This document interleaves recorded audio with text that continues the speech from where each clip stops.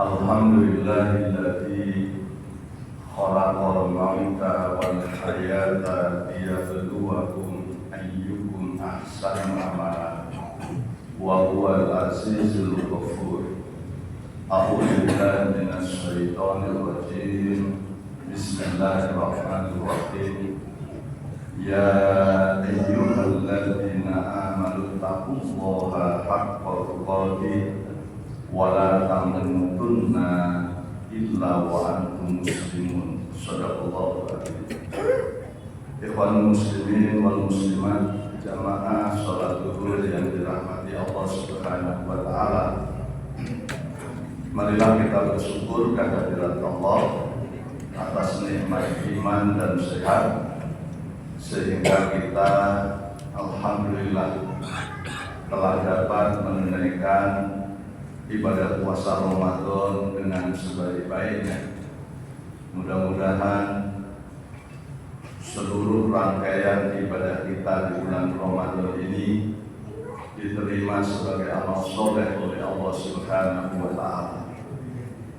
Salawat serta salam marilah kita aturkan untuk Rasulullah Sallallahu Alaihi Wasallam.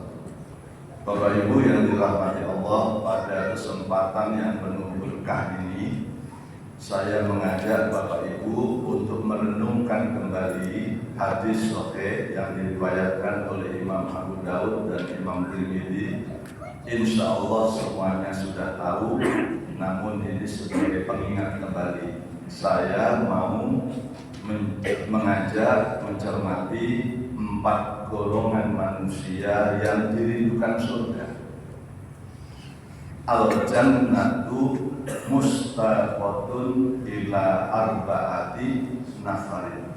Jadi kata Rasulullah SAW, ada 4 golongan manusia yang dirindukan surga. Masalahnya adalah kadang-kadang kita tahu tapi diamalkannya belum. Oleh karena itu perlu diingatkan terus. Yang pertama, orang yang dirindukan surga adalah talib Qur'ani, yaitu orang yang senang rajin membaca Al-Quran. Mudah-mudahan yang ada dalam masjid ini semuanya sudah memulai dan sudah berjus-jus. Tapi kalau masih ada yang belum, mumpung masih ada sisa bulan Ramadan, dan di bulan Ramadan itu pahalanya berlipat ganda, minimal 10 kali lipat. Manja'a bil hasanati falahu asru amthaliha. Surat Al-An'am ayat 160. Bahwa semua kebaikan di bulan Ramadan ini, terutama tidak Ramadan saja berlipat-lipat, di bulan Ramadan ini semua kebajikan akan diberikan imbalan sedikitnya 10 kali lipat. Oleh karena itu, mari kita memenuhi hadis Rasulullah SAW, membaca Al-Quran. Dan kata Nabi, fadilahnya kita semuanya tahu insya Allah. Kalau kita baca Quran, kata Nabi, iqra'ul Quran fa innahu ya'ti yaumal qiyamah syafi'an li ashabi. Bacalah Al-Quran ini, kata Rasulullah. Al-Quran yang kalian baca ini nanti di hari kiamat akan memberikan syafaat, memberikan pertolongan. Oleh karena itu sekali lagi saya mengajak bagi yang belum memulai, sebetulnya bisa diatur sebelum atau pada sholat subuh minimal 4 halaman misalnya kan. Setelah zuhur ini nanti berapa halaman, setelah asar atau sebelum berapa halaman, itu selesai ya sebetulnya, harus diamalkan. Nah yang kedua, kata Rasulullah SAW, yang menyebabkan kita nanti di akhirat itu akan dimuliakan oleh Allah Subhanahu wa taala, kata Rasulullah, khairukum man ta'alamal Qur'an wa 'allama.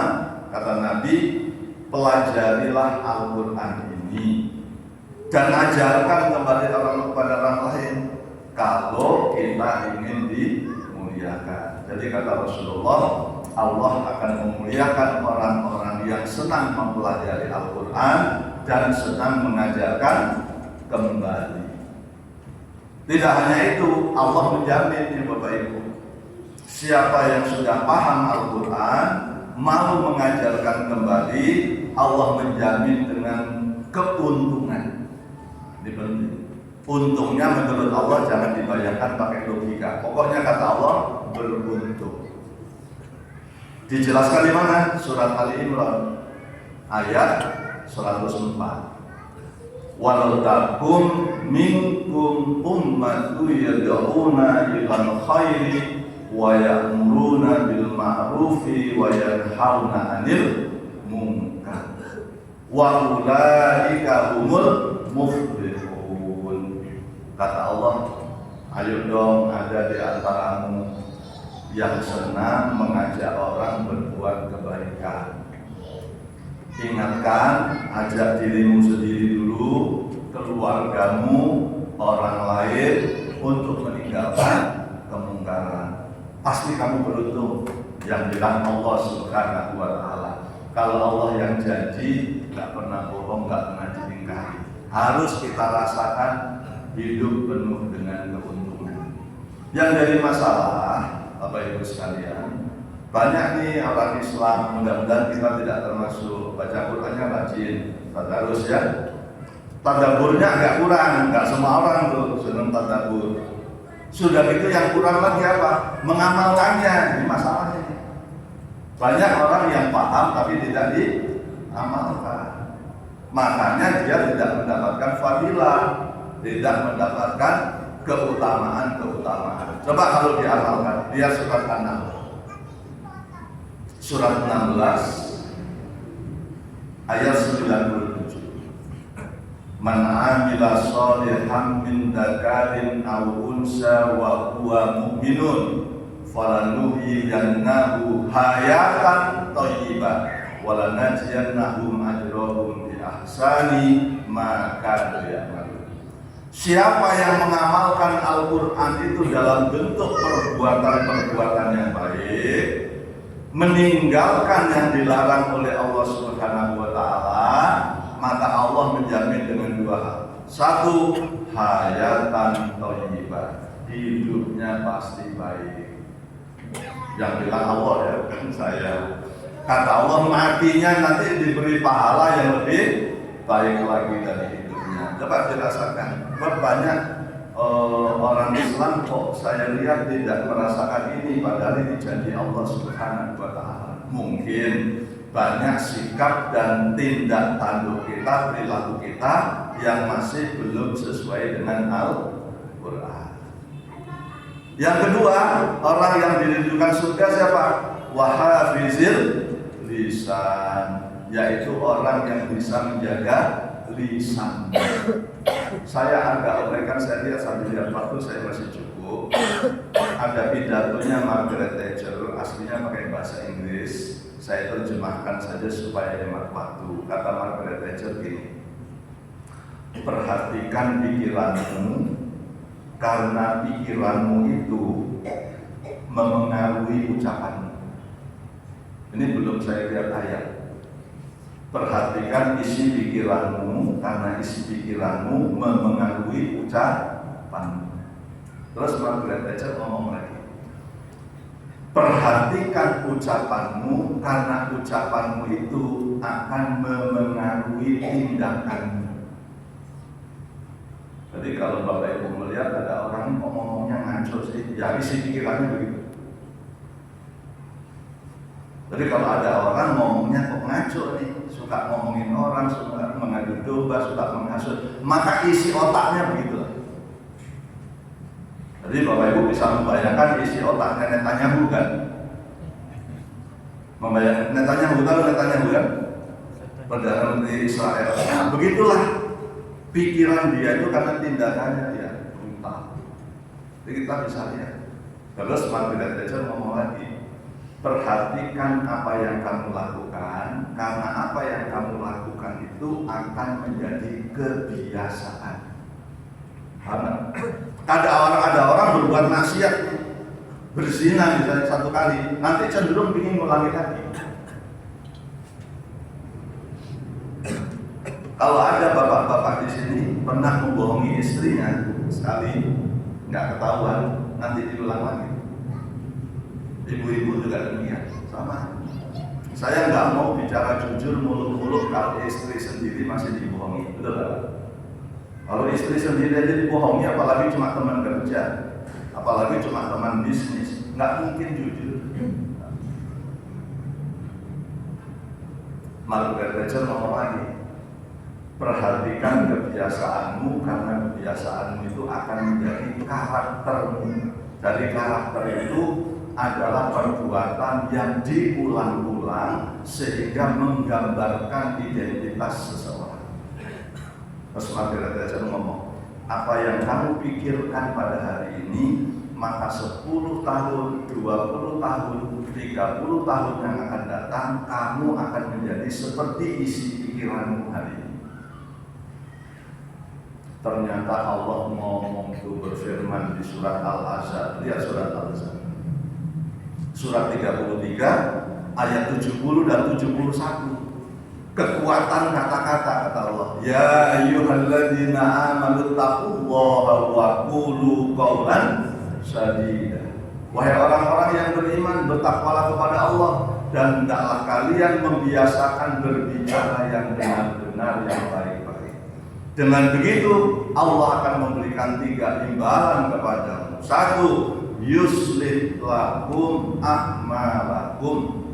Orang yang bicaranya baik oleh Allah Subhanahu wa taala, maka akhlaknya akan diperbaiki. Artinya perilaku itu berkorelasi positif dengan ucapan. Margaret Thatcher hebat, bukan orang Islam. Yang kedua kata Allah, wa yaghfir lakum dzunubakum. Orang yang ngomongnya benar, falyaqul khairan aw liyasmut, kata Nabi, bicaranya selalu bermanfaat. Kalau nggak bermanfaat, belajar diam, maka dosa-dosanya akan diampuni Allah Subhanahu wa taala. Wa may yuti'illaha wa rasulahu faqad faza fawzan 'azima. Kalau orang bicaranya benar, Allah dan Rasulullah SAW akan memberikan pertolongan kepada orang yang ucapannya benar itu, kemudahan untuk meraih harapan-harapan hidupnya yang baik. Subhanallah. Yang ketiga orang yang diridhokan surga adalah wa mut'imil ji'an, yaitu orang yang senang memberi makan orang yang lapar. Apalagi di bulan Ramadan, ada rezeki, kasih ini untuk berbuka, kasih ini untuk makan sahur. Intinya nolong orang. Tapi kalau saya ngajak pakai ayat yang lebih tinggi, pakai hadis yang lebih tinggi, jangan cuma ngasih makan orang. Kalau anak yatim dan duafa dikasih makan besar sedikit, dia nggak bisa hidup. Yang benar menyekolahkan anak yatim dan duafa sampai menjadi sarjana, itu tanggung jawab kita. Paham kan? Kan beda kan Pak, ngasih makan sama nyekolahin anak kan? Dikasih makan, disekolahkan juga, jadikan sarjana, umur 22 tahun dia mandiri. Tapi kalau dikasih makan besar, umur 20 tahun tetap aja begini, nggak bisa mandiri. Maka saya mengajaknya adalah memberi makan dan menyekolahkan anak yatim dan duafa. Supaya apa? Jangan ada nanti kita nyesel Pak. Begitu malaikat Israel datang, kita nggak bisa ngomong nih, ya kan? Kita nggak bisa ngomong. Malaikat Israel datang, akhirnya kita ngomong, ya Allah, kalau boleh jangan sekarang, matinya 5 hari aja. Saya mau bersedekah. Saya mau jadi orang soleh. Buka surat 63 Al-Munafiqun ayat 10. Wa anfiqu mimma razaqnakum min qabli an ya'tiya ahadakumul maut fayaqula rabbi laula akhartani ila ajalin qarib fa asaddaqa wa akun minas sholihin. Bersegeralah kalian bersedekah, kata Allah. Lihat dompet masih ada enggak? Kalau masih bisa makan, bisa sedekah. Kalau jatah makan kita 10.000, jangan makan semua, makan 8.000, yang 2.000 sedekah. Kalau jatah uang makan kita 15.000, jangan dimakan semua, makan aja yang 12.000, 3.000 sedekah. Kalau jatah makan kita 20.000, makan aja 15, 5.000 sedekah. Allah akan membalas kebaikan kita minimal 10 kali lipat. Jangan sampai nanti kita menyesal, apalagi kalau di rekening masih ada. Nyekolahkan anak yatim, menyekolahkan fakir miskin. Terakhir, yang keempat, wasaimin fi syahri Ramadan. Orang yang dirindukan surga itu adalah orang yang menunaikan ibadah puasa Ramadan.